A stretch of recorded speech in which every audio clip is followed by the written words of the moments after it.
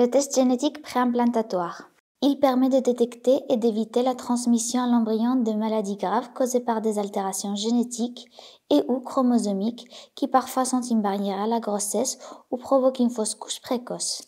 Le diagnostic génétique préimplantatoire est l'analyse de la génétique de l'embryon par le biais de l'étude d'une biopsie de ses cellules avant son transfert dans l'utérus maternel.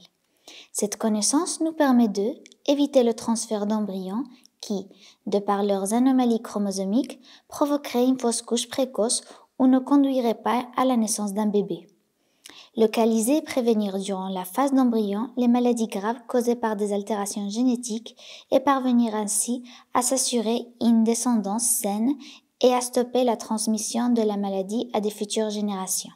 Cela implique différents types de diagnostics génétiques préimplantatoires. PGT-A, le test génétique préimplantatoire pour l'analyse d'un haploïde. Les altérations chromosomiques sur les embryons sont des causes principales du faible taux de grossesse. Seuls les embryons ayant le nombre exact de chromosomes permettent la naissance d'un bébé sain. Cette technique permet de mettre à côté les embryons altérés, même si leur aspect laisse à penser qu'ils sont de bonne qualité. En ne réalisant pas leur transfert, on évite que le couple ait à faire face à la gestation d'un bébé affecté, que l'embryon ne s'implante pas ou qu'une fausse couche précoce se produise.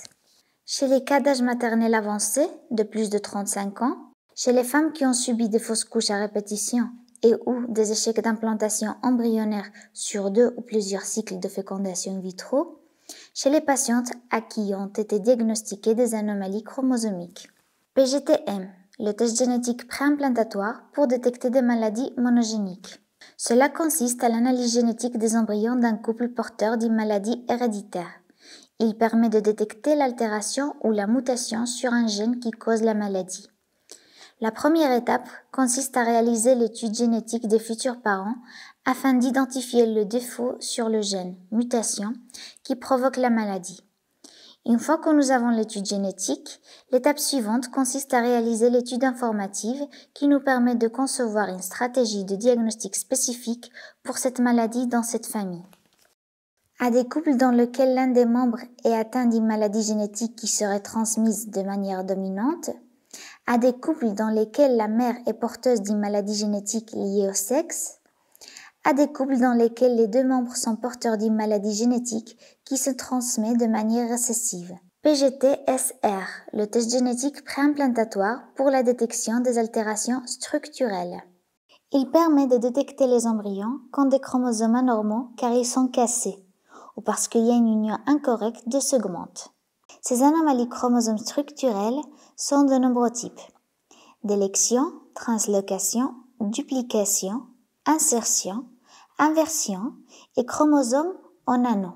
Aux couples chez lesquels l'un des membres est porteur d'une altération chromosomique structurelle.